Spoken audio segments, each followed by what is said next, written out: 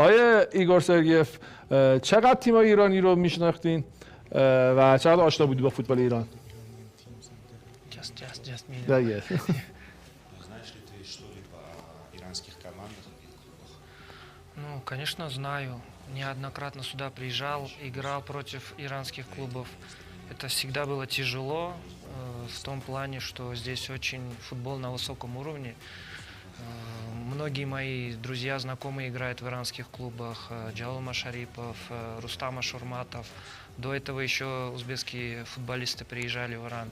В принципе, нам в Узбекистане очень много известно о иранском клубах, футболе.